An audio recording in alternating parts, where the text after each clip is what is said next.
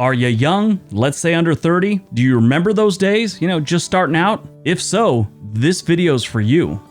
What is going on, everyone? Welcome back to The World According to Briggs and a video about the best cities in the United States for people under the age of 30 that are single and broke, pretty much. But when you're under 30, that's usually how it is, right?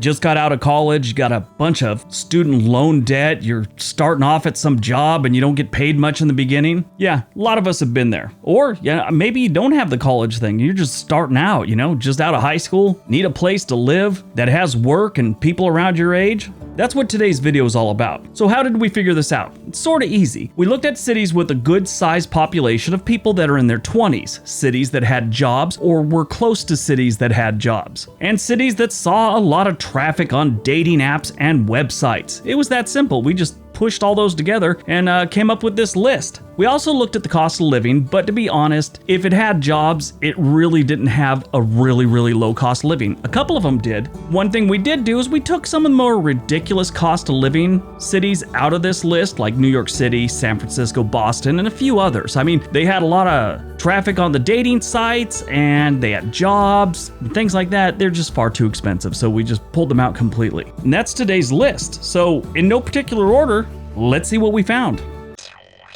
Number 10, Tacoma, Washington. Tacoma is in what they call the SeaTac area. It stands for Seattle Tacoma. That's actually the name of the airport up there, the SeaTac Airport. Of the two, Tacoma is far less expensive and is close enough to Seattle where they have plenty of good paying jobs. Actually, a lot of companies in Seattle are helping their workers move out of Seattle to the surrounding area so they could, work from home and be close enough for the occasional in-person meeting, which I talked to one guy who's, I think he's like 31, and he said, right now, if they call you in for an in-person meeting, it's usually to let you go. So that's not a good sign. But anyway, yeah, that's what they say. They want you to work near whatever city they're in, Seattle in this case, and be close enough for whatever training if you have to come in, something like that. Anyway, Tacoma is ranked as the 14th city in the nation for dating app traffic. Yeah, ranked number 14. Tacoma's overall cost of living is only 10% higher than the national average. Goods and services are only 5% above, and housing is only 11% above the national average. Now compare that to Seattle, which is right up the road. Their overall cost of living is 58% higher than the national average. Goods and services are 37% higher, and housing is 124% higher in Seattle than the national average. Number 9, Paradise, Nevada. Paradise is part of the Las Vegas metro area. In case you don't know, what is known as the Las Vegas Strip is actually not Las Vegas. It's Paradise, Nevada. Paradise is also next to Henderson, Nevada, which put that in with Las Vegas, Paradise, and Henderson, and that's pretty much the Las Vegas metro area. Las Vegas metro area is 6th when it comes to using dating apps in the nation, and they have about 3,000 new 20-somethings moving in each year. The Vegas area has jobs and a decent cost of living. Paradise overall is 4% lower than the national average and 6% lower in goods and services, and their housing is 8% lower than the national average. That's good numbers. Just got to deal with that heat and wear a lot of sunblock.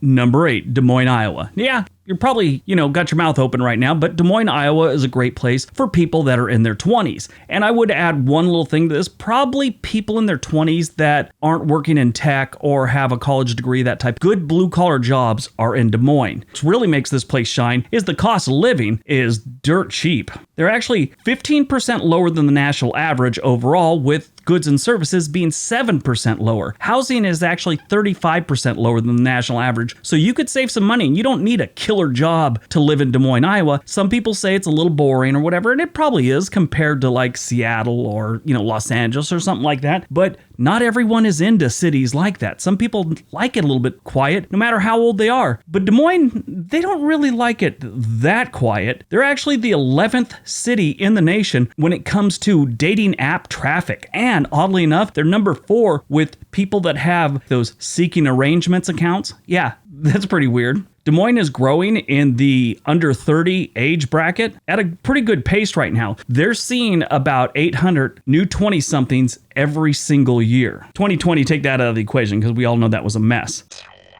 Number 7, Oklahoma City, Oklahoma. In the last 3 decades, Oklahoma City has really taken off. They've grown by almost 250,000 residents. Of that, the largest demographic is the 18 to 35-year-old people. When you see the things that are popping up around Oklahoma City, you can tell that it's becoming a place for the younger types. Check out Scissor Trail Park and River Sports Adventures Place down by the river. It's an amazing thing. That whole area down there is turning into a young people type place. Employment is good in the old reliable sectors for Oklahoma, the federal government, energy industry. But Oklahoma City also has a growing tech sector that's attracting a lot of young college graduates. The overall cost of living is 12% lower than the national average, goods and services are 8% lower, and housing is 21% lower than the national average.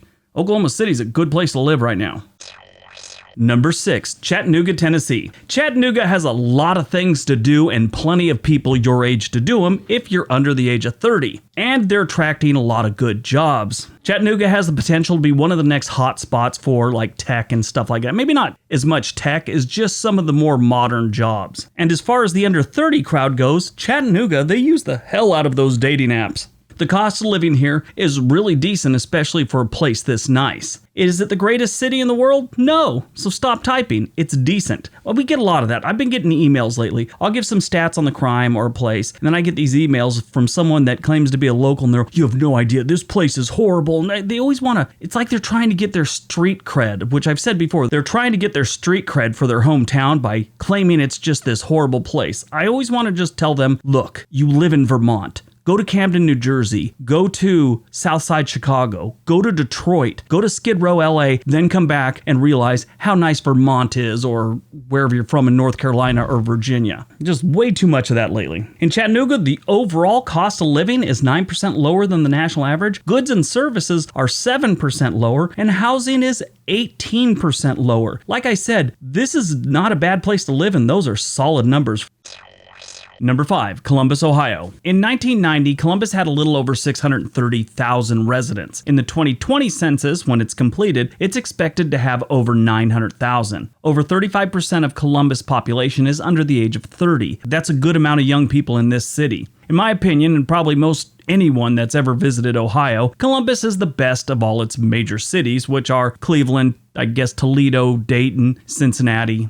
Yeah, it's by far the best. They have a pretty good microbrew scene and more than enough entertainment options. They have jobs. Yeah, it's a very diverse employment landscape, and I think that's the first time I've ever put those three words together. That just means that they aren't just focused on one main industry like a lot of other places, like Detroit was with auto manufacturing and stuff like that. This helped out because during the recession in late 2007, Columbus's economy didn't take as much of a hit as the rest of the country due to decades of diversification. If you're under 30, probably two of the best neighborhoods for you to live in Columbus are downtown and Harrison West, which Harrison West, 55% of their population is between the age of 30 and 21. The overall cost of living here is 10% lower than the national average. Goods and services are even with the national average, and housing is actually 23% lower than the national average. Columbus is a good place to live. It does get some pretty harsh winters, but still a solid place to live.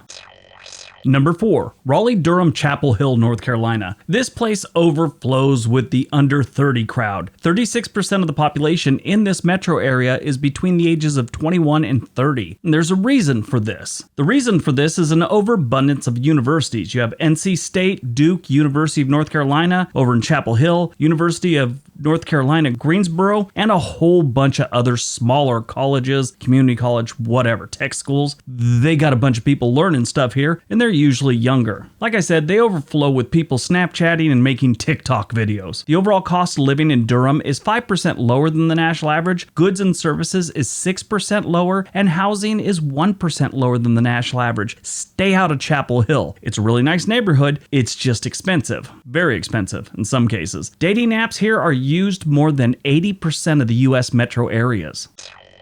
Number 3, San Antonio, Texas. San Antonio has been bringing people in since the 1850s. They have only had one decade where the population growth was under 10%, and that was in the 1940s when they only grew by 9.6%. They've never had a negative census. Since the 2000 census, they've had a shift in the age groups moving in. A lot of that has to do with San Antonio being a big banking and finance industry type city. When computers became an everyday tool for industries like banking, they needed young college grads to fill these positions. The young college grads showed up, and they keep showing up. San Antonio is more affordable than the Dallas-Fort Worth area with a lot of the same benefits, like good Tex-Mex food, barbecue, and decent people. And no state income tax. The cost of living here is 12% lower than the national average, goods and services is 1% lower, and housing is actually 26% lower than the national average. Good place to live. Does get hot though, so powder up or whatever you gotta do. Don't get a rash. I say that because the last time I was in San Antonio, I got a serious rash from the heat. It was horrible. And it showed. I started walking like a cowboy. My legs were kind of apart, and I waddled back and forth, left to right as I went down the street. Like I was getting ready to go to the OK Corral, which is actually in Arizona, don't correct me. Number 2, Nashville, Tennessee. It isn't too often Tennessee makes it on a positive video twice. And here we are. Nashville has been drawing kids in since before Elvis. Young people love the music, the bars, and I guess girls with 2 first names. Sue Ellen, Mavis Lee, Peggy Ann. I actually know a girl from just outside of Nashville. Her name is Glory Joy, and she has a middle and last name to go along with those 2 gems. She hates her names to him, so I'm not being mean to her. She'll be the first one to make fun of him. I think she goes by something different now. It's been like 20 years since I've seen her. Anyway, Nashville's 20-somethings use dating apps more than 75% of the cities in the United States. As far as the cost of living goes, the overall cost of living is 5% lower than the national average, goods and services are 3% lower, and housing is 5% lower than the national average. And before we get to number 1, don't forget to hit that like button, subscribe if you haven't, leave us a comment, and don't forget about our other channel. On This Day, there's a link down below. Love it if you showed up, watch some videos, watch some older ones, give them a like, subscribe. All right, on to number 1. And number 1, Austin, Texas. If you didn't know Austin, Texas is drawing in the young people, you probably live in New York City and you have an AARP card somewhere in your house. The young people have been heading to Austin, Texas for about 20 years now. This is another place that has a great beer and bar scene. They also have incredible music. Food's great. It's in Texas. No state income tax. They have tech jobs. The tech industry in Austin is growing right now, so that's just going to continue to bring more young adults in that just got out of college. What's unique about this one, Austin, Texas is not like the rest of Texas. This is a very liberal part of the state of Texas. Everywhere else is very conservative, very Republican. This is a liberal stronghold in this state, and that's drawn a lot of college grads in because of that. The 20-somethings of Austin, Texas use dating apps and dating websites more than 90% of the other cities in the US. That's per capita, by the way. Now, here's the part where I said some of these places are great, but their cost of living isn't, perfect. Their overall cost of living is 9% higher than the national average. Goods and services are 4% higher, and housing is actually 30% higher. So it's not perfect, but it has everything else 20-somethings are looking for. All right, that's today's video. Hope you guys enjoyed it. Hope you got some information out of it. Thanks for watching our videos. Everybody have a great day. Be nice to each other.